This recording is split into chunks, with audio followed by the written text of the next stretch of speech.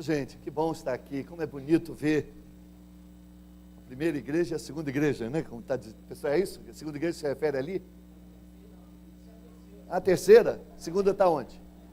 Ah, lá em cima? Que bacana. Eu estou há 1 ano e meio à frente da convenção. Nós já visitamos, somos hoje 480 igrejas da cidade do Rio de Janeiro. A cidade do Rio de Janeiro é a cidade com maior presença de igrejas batistas do mundo. Não existe nenhuma cidade no mundo que tenha tanta igreja batista. E dá muito trabalho tentar se preocupar com todas elas. Neste 1 ano e meio, quase 1 ano e meio, nós já visitei 170. Faltam só 310, né? Então não é fácil. E eu vejo igrejas as mais diferentes, com realidades, algumas igrejas onde sobram bancos e faltam pessoas, e outras sobram pessoas e faltam bancos. Em algumas igrejas a família Madeira está presente em peso, né? E a gente fica muito triste.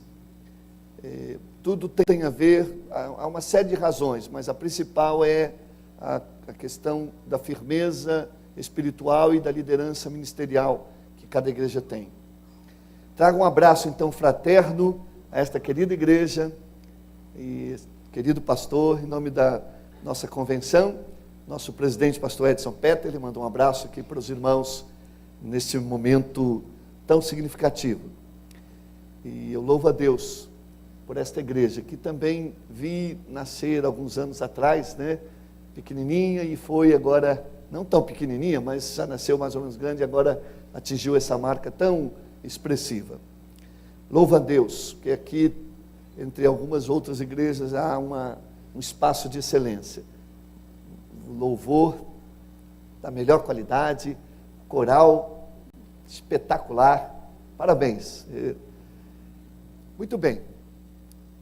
Abram suas Bíblias aí em Hebreus capítulo 12. Hebreus capítulo 12, versos 12 e 13.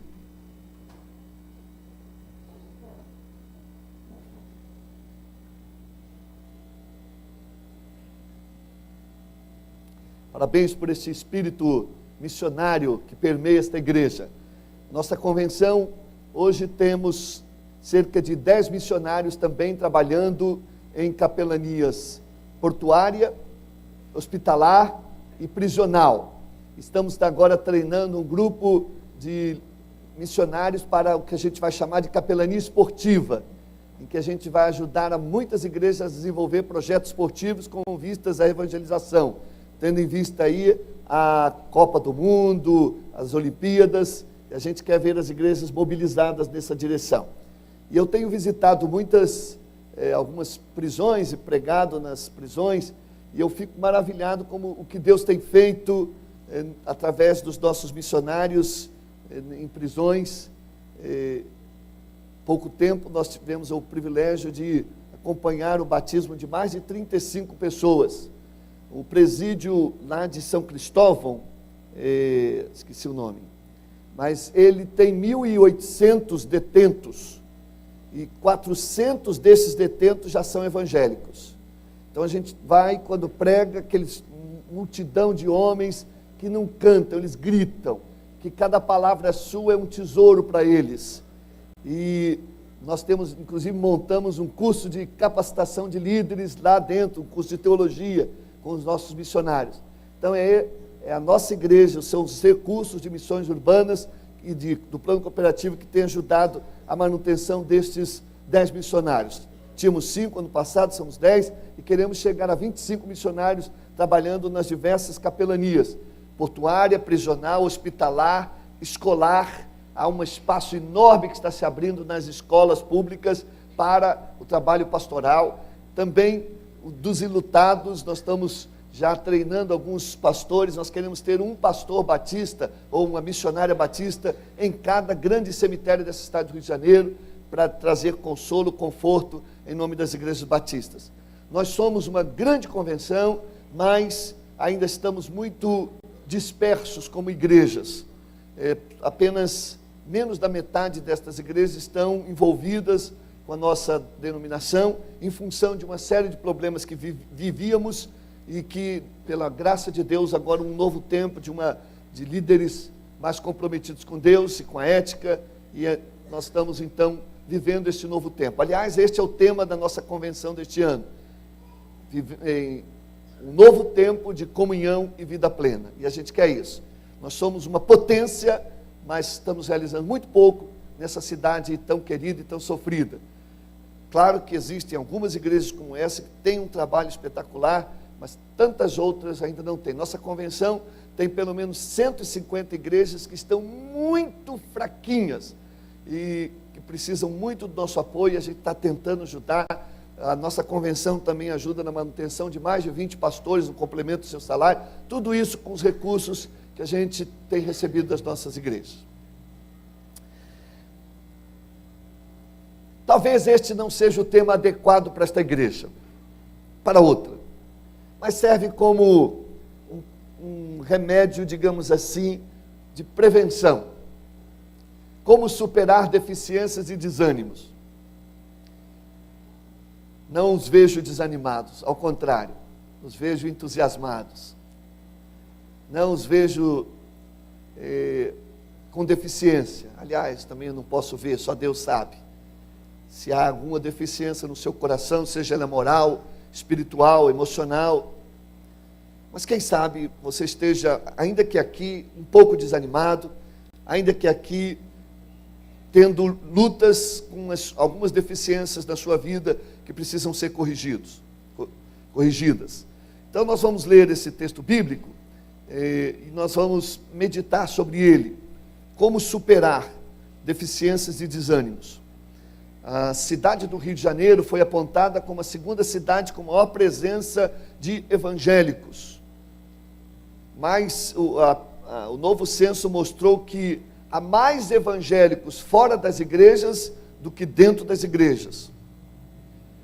Isto quer dizer que as pessoas ainda se identificam como evangélicos, mas estão desanimadas, afastadas. Talvez grande parte deste segmento se deve a igrejas neopentecostais, que recebem milhares de pessoas, mas também perdem outros milhares, em função de um processo de desilusão, de desencanto, de promessas não cumpridas, à luz de um evangelho vendido inadequadamente, passado inadequadamente, que não é a trajetória de igrejas batistas. Mas também, de uma maneira geral, as igrejas que têm seus números de membros, e a gente pergunta ao pastor, quantos estão ativos? Normalmente 50%, 60%. Então há sempre um grupo que está vivendo um momento de desânimo e talvez de deficiência em função disso. E aí, esse texto bíblico tão bonito, tão clássico, que o autor aos Hebreus foi buscar lá de Isaías e trouxe e adaptou este contexto, vai nos dar algumas pistas de como a gente deve superar nosso desânimo e nossa deficiência. Vamos ler juntos? Vamos lá. Portanto,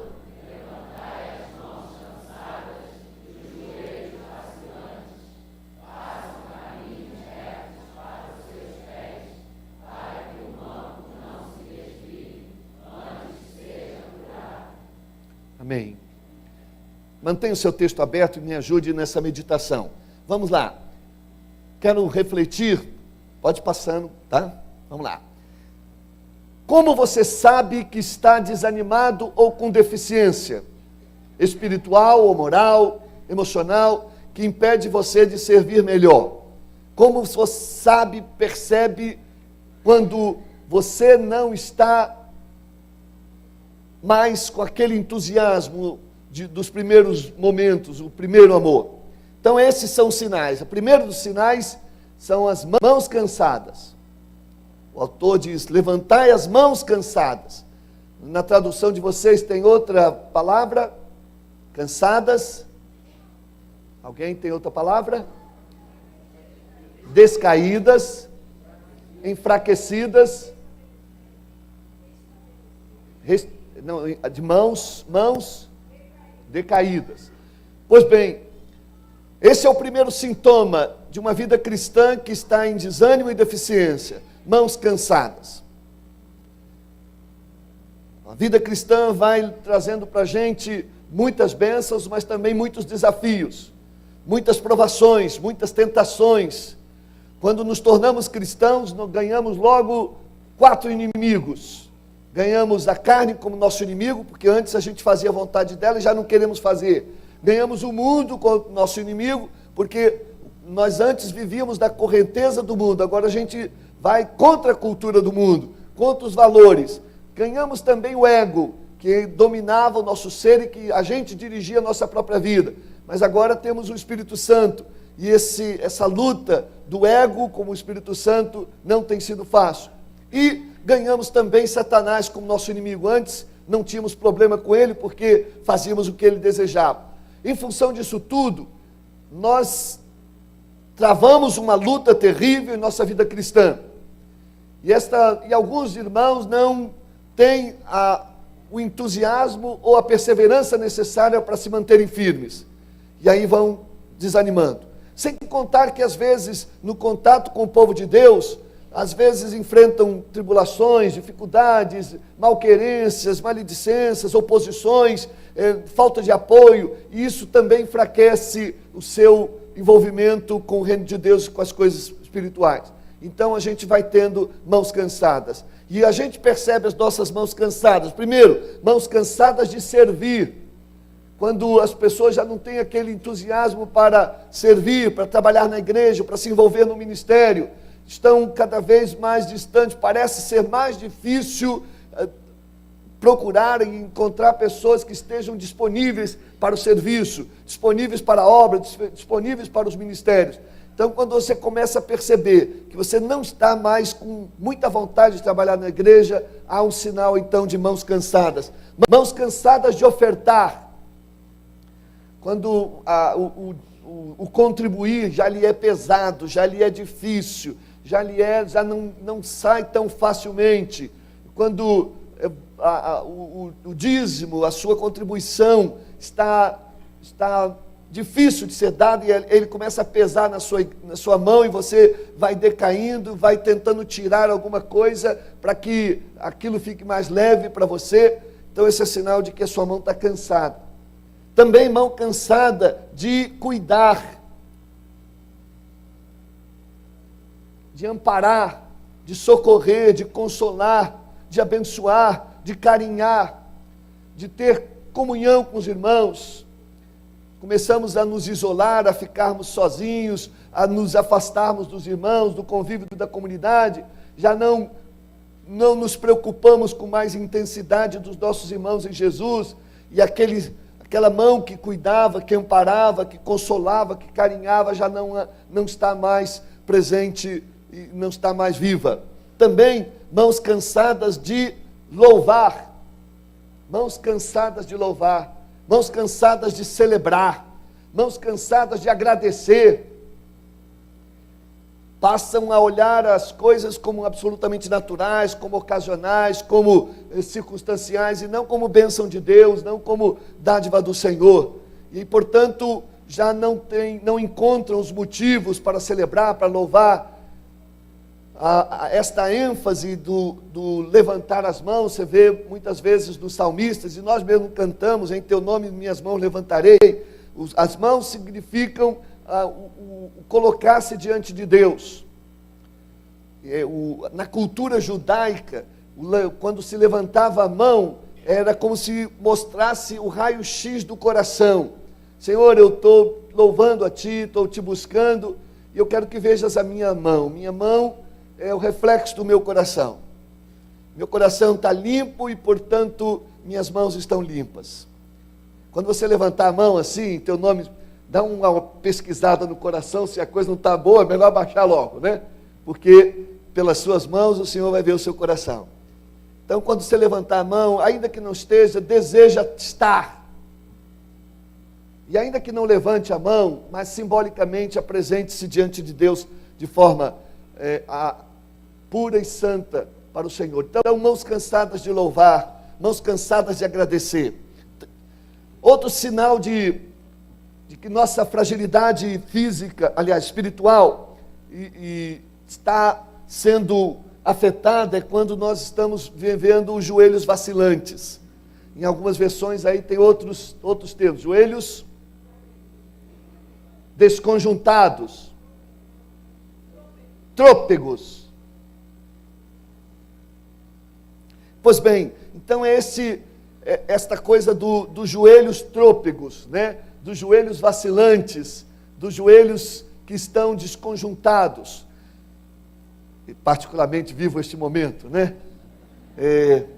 E aí eu sei exatamente o que isso significa. Eu já tenho uns 3 meses que eu não consigo ajoelhar para orar. Portanto, joelhos vacilantes pelo medo. Pelo medo. Um pastor de uma grande igreja, um amigo meu, ele fez uma pesquisa entre os membros da igreja para saber qual o sentimento que está mais presente no coração dos membros, para ele poder então ir pregar sobre esses sentimentos. E ele ficou estarrecido que um dos sentimentos mais presentes naquela membresia era o medo. Não deveria ser. Somos filhos de Deus, temos o Senhor, estamos nas suas mãos, mas ainda permeia em nosso coração alguns medos. Medos do amanhã, medos do futuro, medo deste mundo inseguro, medo de a gente não estar muito convicto e talvez não esteja, imaginando que não esteja agradando a Deus. Então o medo faz com que a gente fique muito preocupado e fique fragilizado.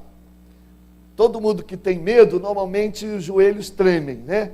Eu era pastor lá em 1º de Inhaúma, e por 2 vezes os ladrões entraram lá no gabinete no final do culto e com arma na mão. Eu me lembro uma vez que eu estava no telefone conversando com uma pessoa e minha família estava lá, meus filhos, eles entraram e eu lá com o telefone, espera, já atendo vocês, aguardem um pouquinho, eu não estou percebendo nada, aguarda um pouquinho, não, podemos aguardar, peraí, só um minutinho, já estou terminando aqui, né?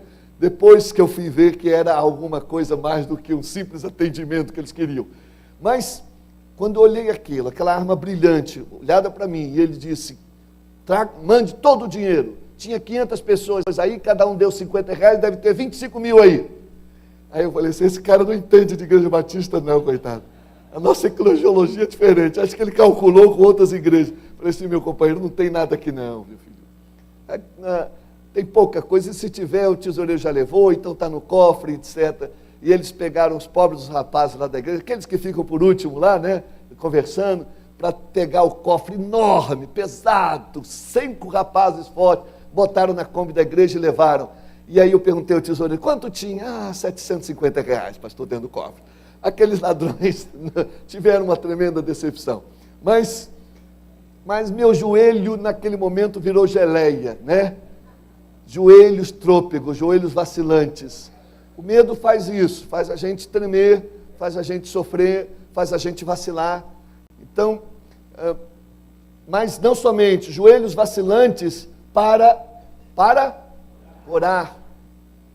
Como eu disse, depois desse acidente, eu já tenho uns 4 meses que não consigo ajoelhar. E me faz falta essa atitude de joelhos. Mas há muitos irmãos que também estão cansados ou não, os joelhos estão vacilantes para a oração. Já não dedicam um tempo necessário para isso, já não tem o entusiasmo necessário para a oração. As orações se transformaram em clichês, em algo mecânico. Então, com isso, nossos joelhos vão ficando vacilantes no ministério da oração e a gente vai se fragilizando. A gente tem que buscar maneiras de entusiasmar, de bombar, como diz a turma, a nossa vida de oração, porque ela é fundamental para a nossa sobrevivência e bem-estar espiritual. Joelhos vacilantes também pela falta de convicção. Falta de convicção. Quando você não tem convicção sobre a sua fé, sobre os valores do Evangelho, sobre a sua salvação, sobre o perdão dos seus pecados, sobre o seu nome escrito no livro da vida, sobre a certeza do céu e do inferno, e o inferno não para você, sobre a certeza de que Jesus é Senhor soberano, e que todo joelho se dobrará e toda língua confessará para Ele que Ele é Senhor, de que nós estamos participando de um reino vitorioso e eterno. Se a gente não tem esta convicção, a gente então fica vacilando, fica titubeando na nossa fé, na compreensão que a gente deveria ter melhor da nossa vida cristã. Joelhos vacilantes também, juntos. Interessante, um pelo medo, outro pela falta de temor. De fato, uma coisa é consequência da outra. Quando a gente não tem o temor de Deus, a gente começa a ter outros medos. Mas quanto mais temor de Deus, respeito ao Senhor, menos medo, mais confiança, mais força, mais coragem. A vida cristã está relacionada, a nossa vida cristã e vida de consagração está relacionado diretamente ao índice de temor que a gente tem no coração. Se fazemos alguma coisa errada, é porque o nosso nível de temor está pequeno. Temor não quer dizer ter medo de Deus, mas ter respeito, reverência. Um marido que adultera, ele perdeu o temor. Pessoa que desvia, que rouba, que mata, perdeu o temor de Deus. Quando a gente começa a titubear na nossa ética, na nossa maneira de fazer as coisas, nós estamos dizendo que o nível de temor está muito baixo. Então, se você quer ter uma vida vitoriosa, aumente o seu nível de temor, de respeito a Deus.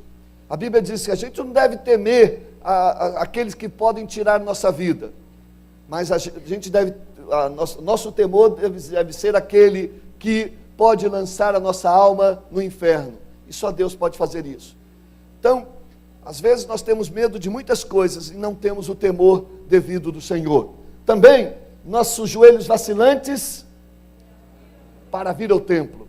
Não é o caso dos irmãos, estão aqui, ainda que apertadinhos aí, mas estão aqui, né? Mas pode ser que alguns não estejam aqui, né? E pode ser que em muitos momentos seu joelho está tão trôpego que não tem aquele entusiasmo para vir à igreja, para estar com os irmãos. Isso é um sinal de uma fragilidade, de uma deficiência, de um desânimo. Disposição para vir ao templo. Há em Provérbios um versículo muito interessante. Diz o preguiçoso, há um leão na rua. Então ele fica em casa. Não vai trabalhar, não vai se envolver. Quando o cristão está vivendo um momento de deficiência e desânimo, há muitos leões na rua e muitos leões na igreja, né? Então ele prefere ficar em casa e não enfrentar. Inventa, a chuva passa a ser um leão, o frio, o calor, qualquer coisa vira um leão para que ele não se entusiasme a vir ao templo, adorar e servir e aprender, porque o seu joelho está vacilante. E nosso joelho vacilante também pela intimidação. Nós vivemos num mundo complicado, um mundo pós-moderno, em que a fé tem sido questionada, em que a religiosidade tem sido banalizada, e algumas igrejas, infelizmente, adotam posturas que às vezes até nos envergonham, nós como evangélicos mais tradicionais, de uma teologia mais consentânea com a Bíblia, e aí nós nos tornamos vítimas também, e nos tratam como farinha do mesmo saco, desculpa a expressão. Então, as pessoas dizem, você vai para a igreja para dar dinheiro ao pastor, para servir de escravo, essa coisa de religião é para gente pobre, a gente sem cultura, e aí o mundo vai se secularizando, se distanciando de Deus, e aquilo vai mexendo com você também, e aí você está diante dos seus amigos intelectuais e ricos, e às vezes você se intimida, seu joelho começa a vacilar, começa a ser trôpego, porque você não tem a coragem suficiente de assumir a sua fé, encarar a verdade que está no seu coração, que é inalienável, que é fundamental para a sua sobrevivência. Nós não podemos nos intimidar. Deus não nos deu um espírito de covardia, mas de amor, poder e moderação, para a gente enfrentar os desafios deste tempo. E nós precisamos estar bem seguros em relação a isso.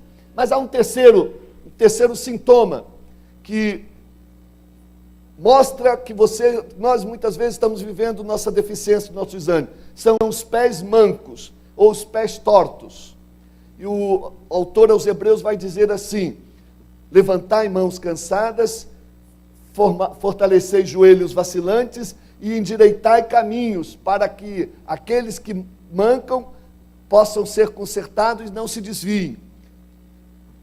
que está acontecendo muitas vezes nas nossas igrejas é que as pessoas muitas vezes estão vindo com pés tortos, e aí, na medida que andam na presença de Deus, andam nos caminhos do Senhor, andam na vereda do justo, o andar vai transformando aqueles pés tortos em pés consertados, em pés já moldados pela graça do Senhor.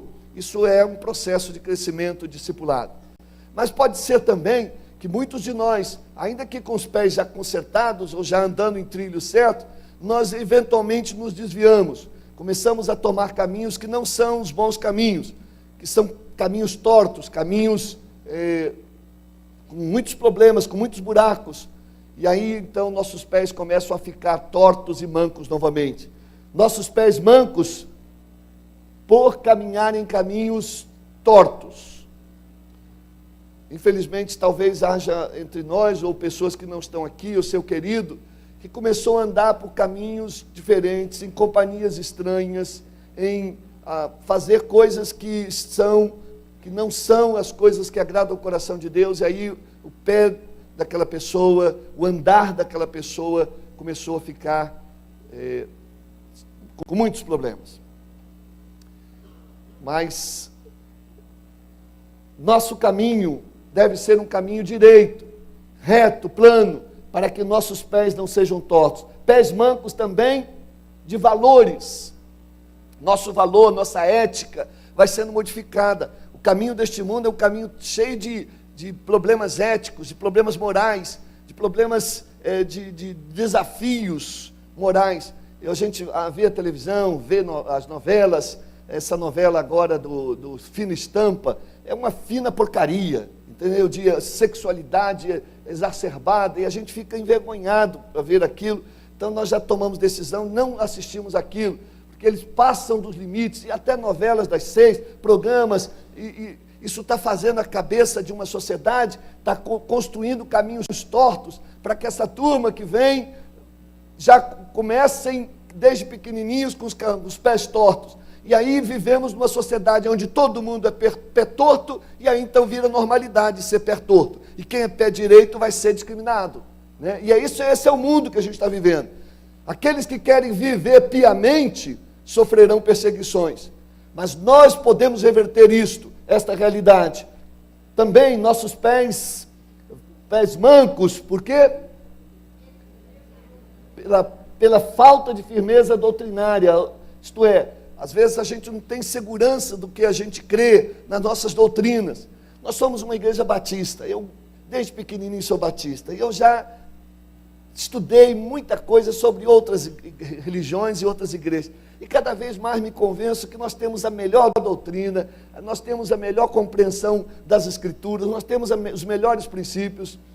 No nosso site da convenção, se você puder visitar, batistacarioca.com.br, aliás, é um site muito legal, que você abre e já entra no ar a nossa rádio Fé e Vida, e muita música bacana, parábola, mensagens, vale a pena assistir. Abre batistacarioca.com, minimiza e vai navegar enquanto você ouve coisa boa na nossa rádio. Mas lá no nosso site tem um artigo chamado Por que somos batistas?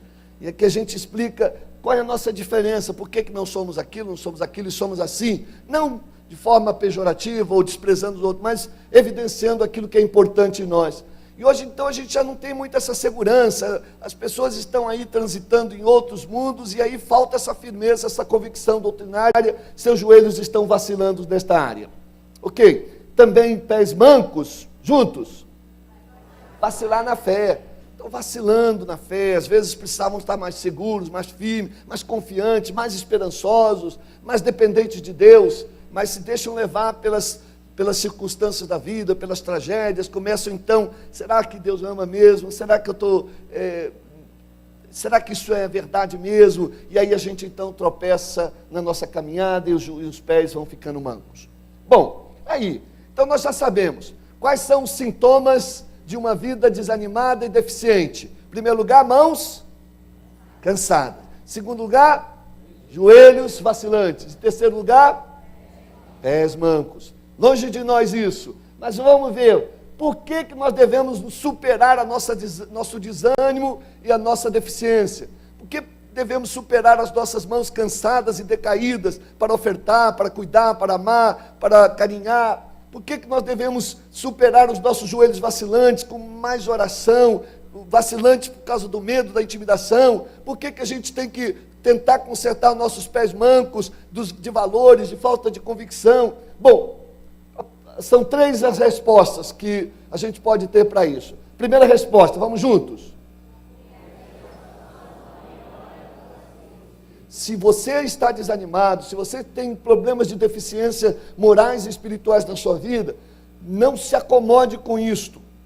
Reaja, mas não fique imaginando que a situação vai melhorar por si. Não vai. Você tem que se dispor em seu coração. Eu preciso melhorar. Eu preciso vencer esse desânimo. Eu preciso vencer esta deficiência. Eu sou filho de Deus, eu sou lavado e remido pelo sangue do Cordeiro. Eu não quero ter uma vida cristã medíocre. Eu não quero viver um subcristianismo. Então tem que haver uma disposição interior para buscar ajuda, para buscar socorro. E nós temos muitos instrumentos, muitos recursos espirituais para a gente vencer isso. Temos a palavra de Deus, a Bíblia, temos o recurso da oração, temos o Espírito Santo, temos irmãos em Jesus que podem nos apoiar. Ainda que seu joelho esteja manco, sempre tem uma bengalinha para te ajudar na caminhada, e é um irmão que se transforma em apoio, é uns irmãos que oram por você, mas é preciso que haja uma disposição. Não considere que as coisas vão melhorar por si mesmo. Não, tome uma resolução, uma disposição. Eu quero melhorar. Deus respeita muito você. Se você quiser viver desanimado e deficiente, Ele vai lamentar, vai chorar, mas Ele não vai fazer com que você deseje isso. Isso tem que ser do seu coração. O Espírito Santo vai incomodar você, mas é preciso uma disposição profunda e sincera para que as coisas se modifiquem. Segundo lugar, nós temos que mudar esta realidade de nosso desânimo e cansaço, porque ela é contagiosa. O desânimo contagia, a deficiência contagia. Pai e uma mãe que começa a perder o entusiasmo pela igreja, vai passando isso para os filhos. Pai e mãe que começa a ter uma linguagem diferente, valores diferentes, prioridades, aquelas que não são as do Senhor, isso vai passando para os seus filhos. Isso contagia. Irmãos desanimados contagiam outros irmãos desanimados. Então isso não é bom. Nós temos que vencer isto. Há muitos anos atrás, o Brasil sofria muito com a poliomielite. Crianças nasciam, pegavam vírus e logo nos primeiros anos de vida começava a aparecer e as perninhas ficavam tortas e era uma tristeza. Muitas crianças viviam isso, mas felizmente uma grande e maciça campanha de vacinação quase que eliminou o vírus, um vírus que produz a poliomielite, essa enfermidade. Mas esse vírus é contagioso, ele passa. Então, às vezes, nós estamos com os pés mancos, com as mãos cansadas, com os joelhos vacilantes, da poliomielite espiritual, porque a gente foi contagiado por outras pessoas. A gente se deixou contagiar. E aí, a gente vai perdendo o entusiasmo. É interessante essa palavra entusiasmo, talvez você já saiba. É uma palavra de origem grega, enteos ânimo. Em Deus, ânimo que vem de Deus. Então é isso que a gente precisa para a vida da gente. O ânimo que vem de Deus, o entusiasmo. Com a nossa vida cristã, com a nossa vida de salvo, de remido, com a nossa vida de seres, de vidas de filhos de Deus. Não criaturas, mas especiais filhos de Deus, cujo nome está escrito no livro da vida, nosso nome. Então, a gente, se tiver que contagiar alguém, é contagiar com entusiasmo, com amor por Jesus. E isso é fundamental. Uma terceira razão que a gente não pode deixar o desânimo e a deficiência tomar conta do nosso coração é porque não podemos deixar esta herança. A geração que está vindo, daqui a 20 anos, esses menininhos que saíram daqui vão estar como líderes desta igreja. Que líderes serão? Eles não serão diferentes do que nós somos. Se somos entusiasmados, se temos mãos cansadas, eles terão mãos cansadas.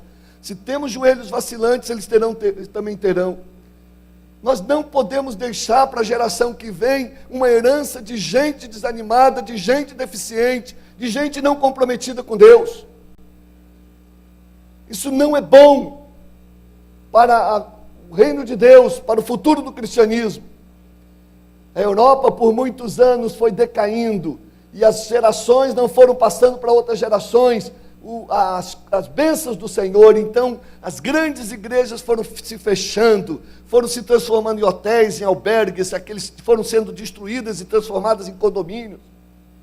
Felizmente, há um reavivamento acontecendo na Europa, na busca do Senhor. Então, isso é muito triste. Eu já vi várias igrejas, ainda batistas, com lugares para 350, 400 pessoas e 18 pessoas, 20 pessoas na igreja. Não passaram isso para a geração. Eu fui numa igreja que tinha 150, todos eles de cabecinha branca, mas eu não vi jovem, não vi criança. Nós temos que inspirar esses pequeninos, jovens, adolescentes, para serem uma bênção, e eles vão olhar para a gente, eles vão imitar a gente, e a gente tem que passar isso para os nossos filhos. Salmo 68 vai dizer: o que ouvimos e aprendemos, o que nos ensinaram nossos pais, não os encobriremos aos nossos filhos. Contaremos os louvores do Senhor, as maravilhas que fez por nós. Então, meus irmãos, esta é a nossa responsabilidade. Se você está desanimado e deficiente, olhe para aqueles frágeisinhos, aqueles irmãos mais novos, aqueles seus filhos, e busque em Deus que algo aconteça na sua vida para que você não seja uma inspiração negativa. Não sei se você já viu, já conhece essa história muito antiga, de um menininho que levantou de manhã, num dia que tinha terminado de chover, e ele chamou pelo pai: pai, pai, e a porta de saída estava entreaberta. Ele abriu a porta, chamou: pai, pai, e ele olhou, tinha umas pegadas que ele identificou como as do pai. Então ele, pequenininho, seus 3, 4 anos, ele foi botando o pezinho dele onde estava a marca do pé do pai. E aí foi andando, atravessou a rua, e aí as pegadas deram no bar e o pai estava alcoolizado lá. Essa história ilustra que os nossos filhos não serão necessariamente o que nós queremos que eles sejam. Nossos filhos tenderão a ser o que somos. A futura igreja batista de São Basílio, daqui a 35 anos, ela será exatamente o que os irmãos são hoje. Então, os irmãos têm esta enorme responsabilidade de não passar deficiências e desânimos, e buscar em Deus uma renovação espiritual permanente, para que continuem sendo uma bênção para a glória do Senhor. Mas aí, pastor, o que a gente pode fazer para superar as nossas deficiências e desânimo? Eu reconheço, preciso de mais entusiasmo, o ânimo que vem de Deus, enteos ânimo. E o próprio autor vai dizer, o próprio escritor aos Hebreus vai nos apresentar. Em primeiro lugar, ele vai nos falar juntos. É levantar mãos cansadas. Ela está cansada, você vai fazer um esforço para levantar esta mão cansada. Então é um trabalho seu, com a ajuda do Espírito Santo, à luz de tudo que você tem aprendido da fé cristã. Levantando mãos santas, primeiro para o entusiasmo e para o louvor. Mãos que agradecem, mãos que celebram, mãos que louvam a Deus, mãos que adoram. Segundo lugar, levantar mãos santas, levantar mãos para serviço. Comece a colocar a sua vida a serviço do Senhor, a serviço da obra, a serviço da igreja. Ache um trabalho um espaço dentro da igreja, aquilo que você gosta de fazer, dedique-se a isso. Dê um tempo na sua vida para o serviço de Deus, para o cuidado das pessoas. Não deixe a sua mão cansada, não deixe a sua mão decaída, não deixe a sua mão se atrofiar por falta de atividade. Coloque a sua mão em ação e ela vai se tornando abençoada. Comece a servir e sirva bem, e Deus vai honrar a sua vida. Levante as suas mãos também para juntos, para a comunhão. Você é membro de uma família, há irmãos aqui que precisam de consolo, de apoio, de carinho, de alimento, de oração. Então coloque a sua mão aí para produzir comunhão, para produzir bem-estar, para produzir cuidado terno uns para com os outros. Levantando as nossas mãos também para a consagração. Então eu quero apresentar diante de Deus as minhas mãos limpas. Mas não é Deus que vai limpar a minha mão, sou eu que vou limpar. Deus espera que nós limpemos as nossas mãos. A palavra consagração, ela é um ato individual, é um ato pessoal. Deus não consagra a vida de ninguém. Nós é que consagramos nossas vidas. E em resposta à nossa consagração, Deus vai e santifica a nossa vida. Mas a consagração cabe a nós fazer. Eu também não posso consagrar púlpito, instrumentos. O máximo que eu posso fazer é dedicar. Não posso consagrar carro, consagrar casa. A gente dedica a Deus, a gente dedica as crianças. No tempo que elas forem crescendo, elas vão consagrar suas vidas. Então, apresente a sua mão, levante a sua mão de consagração, apresente diante de Deus mãos limpas, e peça a Deus para te ajudar a se purificar, a tirar o desânimo, tirar as deficiências morais e espirituais da sua vida, do seu coração. E para a construção de uma vida melhor, de um mundo melhor, de uma família mais bonita, mais unida. Isso dá trabalho, isso exige esforço, mas peça a Deus que ajude a ser um construtor de um novo templo, que vocês estão precisando, né?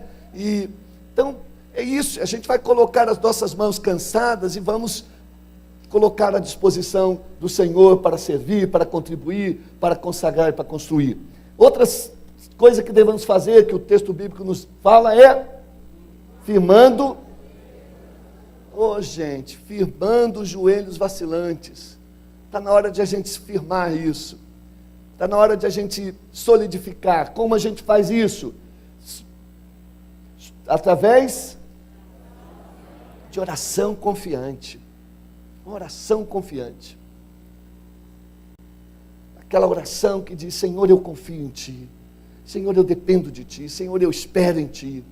E fazer esta oração confiante vai fortalecendo você por dentro, espiritualmente. Ainda que seu homem exterior se vá envelhecendo, mas por dentro você vai ficando cada vez mais jovem, espiritualmente, mais robusto na fé. Firmando os nossos joelhos também, e afirmando nossas convicções, né? Reafirmando aquilo que a gente crê. Eu creio em Jesus, eu creio no céu, eu creio no Evangelho, eu creio, infelizmente, no inferno. Eu creio que não há outro nome debaixo do céu pelo qual devamos ser salvos. Eu creio que Jesus é o único caminho, verdade e vida. Não pode haver vacilação em relação às nossas convicções, senão a gente titubia. Firmando nossos joelhos também, reconstruindo a esperança, reafirmando a esperança no nosso coração, a esperança de que Deus é Senhor, de que as coisas estão sob o controle de Deus, e que a nossa vida, não importa, está nas mãos de Deus, vivamos ou morramos, somos do Senhor. Também firmando os nossos joelhos, através do envolvimento com a coragem, tendo mais coragem para enfrentar os desafios, as pressões deste mundo. Deus não nos deu um espírito de covardia, diz Paulo a Timóteo, capítulo 1 Timóteo 1,6, mas de poder, amor e moderação. Então, tendo coragem para enfrentar os desafios, porque nós somos vencedores em Jesus, e não podemos passar a imagem de derrotados. Somos os filhos de Deus, que tem todos os recursos espirituais para vencer todos os desafios que se nos apresentam neste tempo. Tenhamos coragem. E aí, quando os joelhos estão vacilantes, quando as mãos estão cansadas, estão deficientes, a gente tem que, muitas vezes, se submeter à fisioterapia divina. Eu estou passando agora momentos difíceis e eu estou fazendo essa fisioterapia. E a fisioterapia não é fácil. Eles apertam aqui, puxam dali, a gente grita e tal. Vida cristã, muitas vezes, Deus vai fazer fisioterapia com a gente. Vai dar umas bordoadinhas na gente, né? Através das músicas, da mensagem, de uma palavra de um irmão. Olha, veja isso, conserta aquilo, faz aquilo. São as fisioterapias divinas. São o tratamento que, através da palavra, do louvor, da oração, dos estudos, que a gente vai consertando as coisas. E é um trabalho lento, difícil, e às vezes precisa de muita paciência. Mas é assim que a gente vai consertando muitas coisas. Ok? Da onde o autor aos Hebreus pegou esse texto bíblico? Lá de Isaías. Vamos ler todo mundo junto? Vamos lá.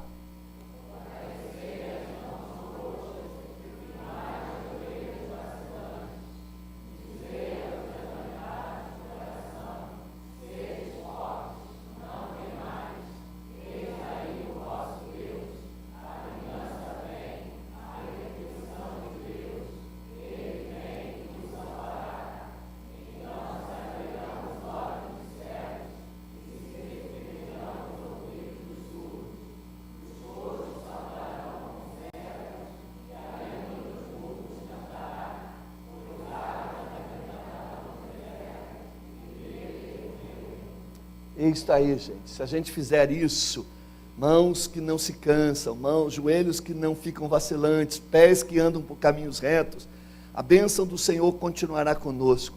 E nós abençoaremos nossos familiares, nossos filhos e a geração que vai vir. Isso depende de nós. Vamos lá.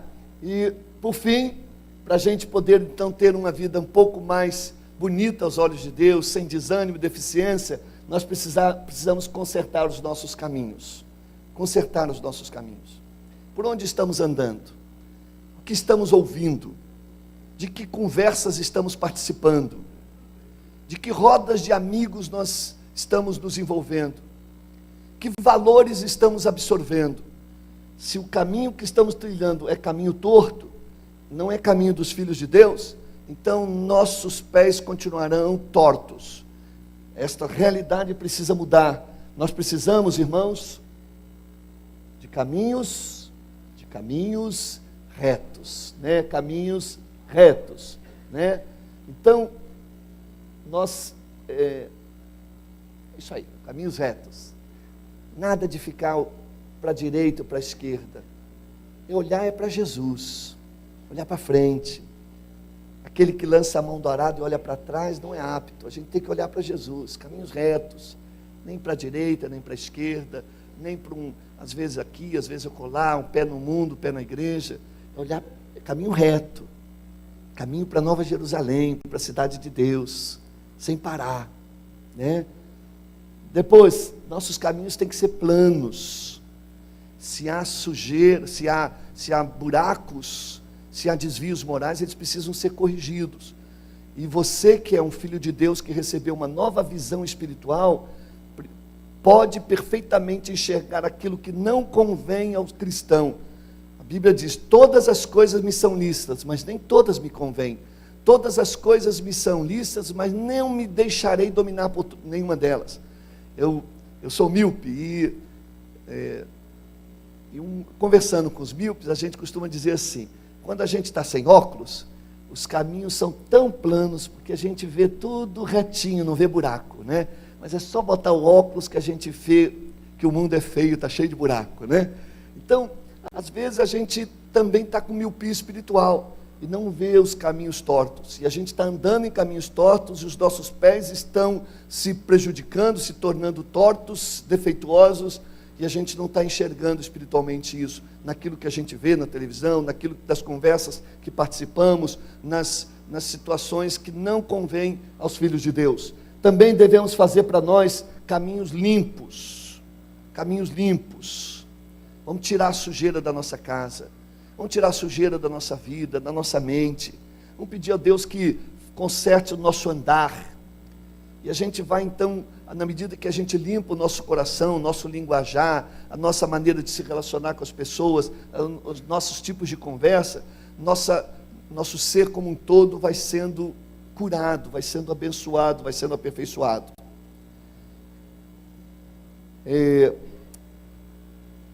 muitas vezes nós vamos ter que, às vezes, nos submeter a uma fisioterapia, mais do que uma fisioterapia, uma ortopedia, uma traumatologia. Às vezes os pés estão tão tortos, as mãos estão tão decaídas e frágeis, que Deus vai precisar fazer uma intervenção um pouco mais rigorosa na vida da gente. Eu machuquei o joelho, né? Esse negócio de moto é uma história longa, né? Isso aí é intriga da oposição. Eu tenho uma motinha bem pequenininha, quer dizer, ela é grande, mas ela só anda a 30 km por hora, é uma scooter, né? Como eu não enxergo bem e não posso dirigir carro, então eu arranjei essa motinha para me locomover. Estou há meses feliz com ela, né? Mas um dia a casa cai, né? E aí eu desbarrei no carro, mas não houve tombo nenhum, só que ela tombou e caiu em cima do meu joelho, arrebentou meu joelho, e aí eu tive que operar, ficar em convalescência, fiz muitas fisioterapias, e aí agora descobri que o médico que operou, ele deixou a minha perna um pouco tortinha, né? Então ela não estava aqui no centro, ela está para lá, né? Garrincha, isso? Pois bem, então o que eu vou fazer? Ele disse assim, olha, só tem um jeito, triplicar a ação da fisioterapia, e eu estou fazendo agora, todo dia, paulada em cima dela e tal, para ver se ela volta, mas eu já percebi que não vai ter jeito. Então ele disse, não, vamos ter que operar de novo, quebrar tudo e fazer de novo para ficar tortinho. Assim, mas eu falei, mas eu não me importo de ficar tortinho, não tem problema não, já sou casado, minha mulher me ama, está tudo bem, né? Mas só que tá incomodando, porque eu saio do ponto. Então às vezes a fisioterapia, às vezes a palavra pastoral, às vezes as canções, os hinos, as orações não ajeitam a sua vida. Você continua errado, você continua fazendo as coisas que... Então aí pode acontecer que Deus vai ter que dar uma quebrada boa em você. Dar uma quebrantada. E aí vem situações difíceis da sua vida, que você não entende por quê, mas se você se submeter a Deus, Senhor, eu não estou entendendo por que isso está acontecendo, mas Tu tens algo a me dizer, e algo eu preciso consertar na minha vida. Não quer dizer que todos os problemas ruins é porque você está errado com Deus, como os amigos de Ló sugeriram, mas muitos dos momentos, nós temos a sensibilidade espiritual para saber disso, que muitas situações dolorosas da vida da gente, Deus permite, Deus não manda, porque Deus não é mal, Deus não manda mal, Deus às vezes permite, tira a mão de bênção. Paulo diz que tinha um espinho na carne, que era um mensageiro de Satanás. Deus não manda mensageiro para nos prejudicar, mas às vezes por nossa negligência, por nosso coração endurecido, então ele tira a mão e aí a bênção, ou a maldição, ou a infelicidade vem sobre nós, mas para consertar a gente, para corrigir a gente. Então a gente até canta, quebra a minha vida e faz de novo, eu quero ser um vaso novo. Então pode ser que Deus vai ter que tratar de forma traumática, traumatologia na vida da gente, para a gente consertar nossos pés, ajeitar o nosso joelho e fortalecer as nossas mãos. Ok, e aí a gente termina com esse belo texto de Provérbios, capítulo 4, versos 26 e 27. Vamos juntos?